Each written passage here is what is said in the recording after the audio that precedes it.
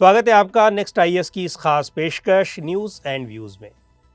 आज के एपिसोड में बात होगी इंटीग्रेटेड थिएटर कमांड की। इंटीग्रेटेड थिएटर कमांड्स यानी आईटीसी बनाने की डायरेक्शन में भारत सरकार काम कर रही है। इस बारे में common annual confidential report ACR के तौर पर कुछ कॉमन पैरामीटर्स सामने आए हैं। हाल ही में इंटीग्रेटेड थिएटर कमांड्स के निर्माण पर डिस्कशन के लिए एक हाई पावर्ड कमेटी का गठन किया गया है। इंटीग्रेटेड थिएटर कमांड एक यूनिफाइड कमांड है जिसमें आर्मी, एयरफोर्स और नेवी के रिसोर्सेज का थ्रेट परसेप्शन के मुताबिक कॉमन पूल बनाया जाता है। दुनिया में करीब 32 कंट्रीज ऐसी हैं जो इस समय थिएटर और ज्वाइंट कमांड सिस्टम को अपनाए हुए हैं। इनमें अमेरिका पहला कंट्री है जिसने इस सिस्टम को इम्प्लीमेंट किया था। चीन में भी ये सिस्टम लागू है और वहाँ के थिएटर कमांड सिस्टम में 5 पीस टाइम ज्योग्राफिकल कमांड्स हैं। उसका वेस्टर्न थिएटर कमांड भारत से लगने वाले बॉर्डर को कवर करता है। इंटीग्रेटेड थिएटर कमांड के लिए जो कमेटी बनाई गई है वो सभी एस्पेक्ट्स की जांच करेगी और फिर cabinet committee on security affairs को इस बारे में अपनी रिपोर्ट सौंपेगी। शुरुआती तौर पर आर्म्ड फोर्सेस के 2 या 3 स्टार रैंक वाले ऑफिसर्स के लिए एक कॉमन एसीआर को मंजूरी दी गई थी, जिसे अब इम्प्लीमेंट किया जाएगा। इसे इम्प्लीमेंट करने की टाइमलाइन 3 से 4 महीने तय की गई है। सीडीएस यानी चीफ ऑफ डिफेंस स्टाफ के सामने ये एक इम्पॉर्टेंट टास्क था कि कैसे आर्म्ड फोर्सेस में ह्यूमन रिसोर्सेज से संबंधित मामलों में एक जैसा प्रोसीजर हो, एक जैसा असेसमेंट हो, जिससे बेहतर परिणाम हासिल किए जा सकें। इस तरह के रिफॉर्म की ज़रूरत बहुत लंबे समय से महसूस की जा रही थी। भारत में आज की स्थिति में तीनों डिफेंस फोर्सेज यानी आर्मी, नेवी और एयरफोर्स में कुल 17 अलग अलग कमांड्स हैं। इनमें आर्मी और एयरफोर्स में 7 और नेवी में 3 कमांड्स हैं। आर्मी की 7 कमांड्स में northern, eastern, southern, western, central, south western और आर्मी ट्रेनिंग कमांड आती है, जबकि एयरफोर्स में western, eastern, southern, south western, central, training and maintenance commands आती हैं। और नेवी की 3 कमांड्स वेस्टर्न, ईस्टर्न और सदर्न कमांड्स हैं। इनमें सदर्न कमांड मुख्य रूप से ट्रेनिंग के लिए है। इनके अलावा पहले से चली आ रही 2 tri service commands, Andaman and Nicobar command और न्यूक्लियर एसेट्स के लिए जिम्मेदार स्ट्रेटेजिक फोर्स कमांड भी हैं।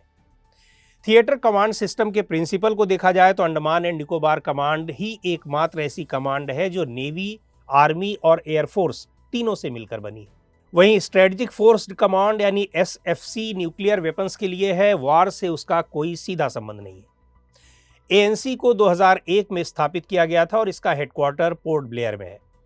रोटेशन के तहत तीनों सर्विसेज के ऑफिसर्स बारी बारी से इसे लीड करते हैं।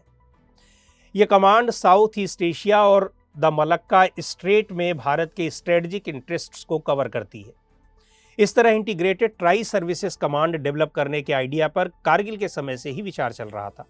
शेकातकर कमेटी ने 2015 में 3 इंटीग्रेटेड थिएटर कमांड बनाने की सिफारिश की थी। चीन सीमा के लिए नॉर्दर्न कमांड, पाकिस्तानी सीमा के लिए वेस्टर्न कमांड और मेरीटाइम एरिया के लिए सदर्न कमांड। फिर जब 2020 में जनरल बिपिन रावत को सीडीएस चुना गया तो उन्होंने इस पर काम करने के लिए तीनों सेना प्रमुखों से कहा। 4 से 5 integrated tri services theatre commands का मॉडल अभी अंडर डिस्कशन है। इन कमांड्स के पास ज़रूरत के सभी सामान होंगे जो उन्हें तीनों फोर्सेस प्रोवाइड कराएंगी और हर कमांड को 3 स्टार वाला ऑफिसर लीड करेगा, जिसे थिएटर कमांडर के रूप में पहचाना जाएगा। Theatre commander chiefs of staff committee COSC को रिपोर्ट करेगा, जिसमें सभी तीनों चीफ शामिल होंगे और सीडीएस इसके परमानेंट चेयरमैन होंगे। नए सिस्टम में operational powers chief of staff committee COSC के पास आ जाएंगी। जो प्रपोज्ड कमांड्स हैं वो कुछ इस तरह से हैं। ईस्टर्न और वेस्टर्न सी बोर्ड्स में पूरी मेरीटाइम सिक्योरिटी की जिम्मेदारी मेरीटाइम थिएटर कमांड की होगी। एयर डिफेंस कमांड का काम पूरे देश और इसके बाहर भी हवाई इलाकों की रक्षा करना होगा, जबकि लैंड बेस्ड कमांड्स की संख्या 2 या 3 रखने का प्रपोजल है। यदि लैंड बेस्ड कमांड की संख्या 2 रहती है तो पाकिस्तान और चीन से लगे बॉर्डर्स पर इनकी जिम्मेदारी आएगी। पर इसके अलावा एक अन्य कमांड का प्रस्ताव इसीलिए किया गया है कि उसके हिस्से में जम्मू कश्मीर और लद्दाख में चीन और पाक बॉर्डर की सिक्योरिटी की जिम्मेदारी रहेगी। इन सब के अलावा 2 फंक्शनल ट्राई सर्विसेज कमांड्स भी होंगी, जिसमें एक लॉजिस्टिक कमांड और दूसरी ट्रेनिंग एंड डॉक्ट्रिन कमांड है। इन कमांड्स के बाद तीनों सर्विस चीफ्स के पास ऑपरेशंस पर डायरेक्ट कंट्रोल नहीं होगा। हालांकि ऐसा नहीं है कि उनका रोल कम हो जाएगा। बस अब उनका प्रमुख काम अपनी सेनाओं को तैयार करना और उन्हें ट्रेन करना होगा। और चूंकि हर चीफ COSC का मेंबर होगा तो उनके इनपुट्स तो हर जरूरी ऑपरेशनल डिसीजन में मायने रखेंगे। यदि इन प्रपोजल्स के बेनिफिट की बात की जाए तो आज की सिचुएशन में देखें तो तीनों सर्विसेज के चीफ जरूरत पड़ने पर एक दूसरे से बात करते हैं और किसी पर्टिकुलर ऑपरेशन पर डिस्कशन करते हैं। ये व्यवस्था हाइब्रिड वॉरफेयर की ज़रूरतों को पूरा करने में मदद करेगी। ये रिसोर्सेज के डुप्लीकेशन को रोकेगा। मसलन जैसे अभी तीनों फोर्सेस के पास अपनी अपनी एयर विंग है, जबकि वास्तव में सिर्फ एयर फोर्स के जिम्मे ही ये काम होना चाहिए। नई व्यवस्था खर्च को घटाएगी और वॉर्स के लिए एक लीनर फाइटिंग फोर्स तैयार करेगी। ज्वाइंट लॉजिस्टिक्स कमांड से खर्च में कटौती होगी और इस बचत को दूसरे कामों पर खर्च किया जा सकेगा। लेकिन थिएटर कमांड सिस्टम को लेकर कई चैलेंजेस भी हैं। सबसे पहले तो इसके स्ट्रक्चर को लेकर चैलेंजेस हैं कि ट्राई सर्विसेज के भीतर कौन किसको रिपोर्ट करेगा और पर्सनेल एंड मशीनरी पर ऑपरेशनल कमांड किसके पास होगी, सर्विस चीफ्स के पास या फिर थिएटर कमांडर्स के पास। एयरफोर्स के पास इस समय सिर्फ 31 ऑपरेशनल स्क्वाड्रंस हैं, जबकि ज़रूरत 42 की है। ऐसे में इंडियन एयरफोर्स चाहकर भी अपने किसी खास कमांड पर स्टेशन संबंधी ज़रूरतें पूरी नहीं कर पाती।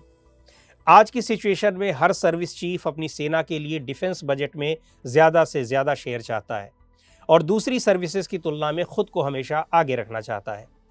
नई व्यवस्था आर्मी के डोमिनेंस को और पुख्ता करेगी और उसे ज़्यादा ऑपरेशनल कंट्रोल देगी, क्योंकि तीनों सर्विसेज में आर्मी ही है जो हर जगह दिखाई पड़ती है और जिसके ऑफिसर्स ज्वाइंट ऑपरेशंस में सबसे आगे और अहम रोल में होते हैं।